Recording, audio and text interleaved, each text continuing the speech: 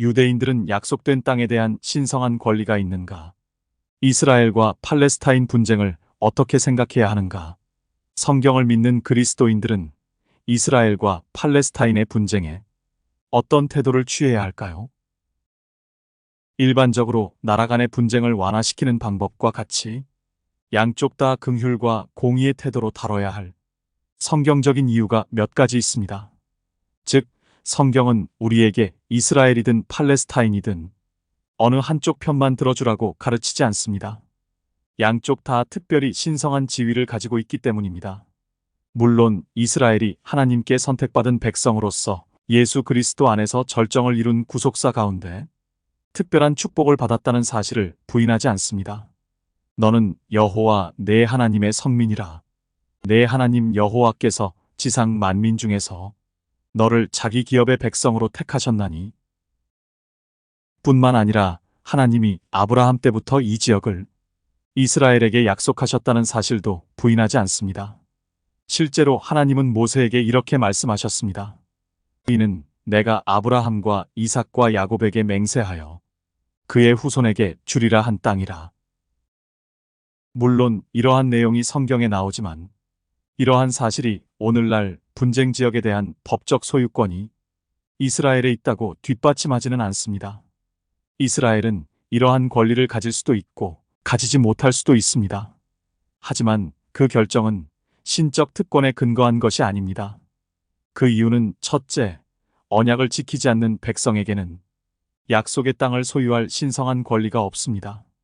이스라엘 백성의 특별한 지위와 땅에 대한 특권은 이스라엘이 하나님과 맺은 언약을 지키느냐에 달려 있습니다. 하나님은 이스라엘에게 이같이 말씀하셨습니다. 너희가 내 말을 잘 듣고 내 언약을 지키면 너희는 모든 민족 중에서 내 소유가 되겠고, 따라서 이스라엘이 하나님과 맺은 언약을 지키지 않는다면 신적 특권을 여전히 누려야 할 근거는 없습니다. 이스라엘이 하나님과 맺은 언약을 지키지 않았을 때 그 땅에 대한 신성한 권리를 여러 번 부인당했습니다. 예를 들어 이스라엘이 바벨론에서 포로 생활을 할 때 다니엘은 이렇게 기도했습니다.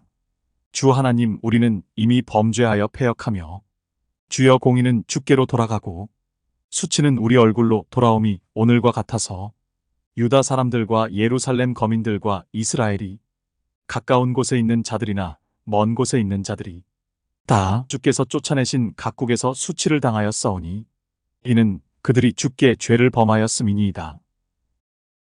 이스라엘이 언약을 지키지 않으면 약속의 땅에 대한 신성한 권리를 주장할 수 없습니다. 물론 그렇다고 해서 다른 나라들에게 이스라엘을 괴롭힐 권리가 있다는 것은 아닙니다. 비록 이스라엘이 신성한 권리를 잃을 때도 여전히 인권은 가지고 있기 때문입니다. 실제로 이스라엘이 하나님께 징계를 받을 때 고소해하던 나라들은 하나님께 벌을 받았습니다. 둘째, 오늘날 이스라엘은 일반적으로 그들의 메시아, 즉 예수 그리스도를 부인하고 있습니다. 이것은 하나님과 맺은 언약을 최종적으로 깨뜨리는 행위입니다. 하나님은 이스라엘에게 한 아들을 주겠다고 약속하셨습니다.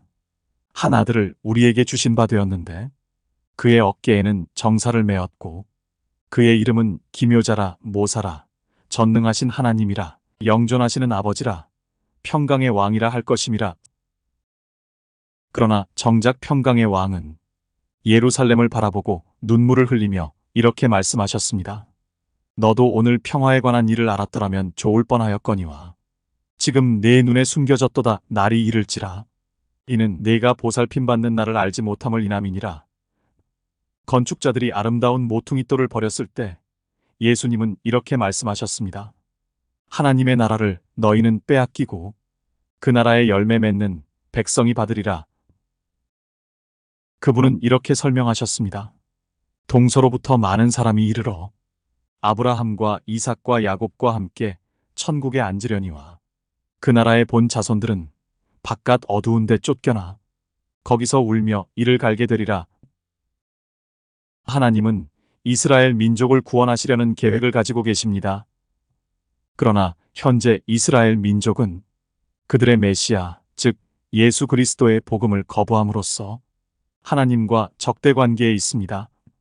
하나님은 구원 사역의 범위를 넓혀서 자기 아들을 믿고 그의 죽음과 부활을 의지하는 모든 사람을 받아들이기로 결정하셨습니다.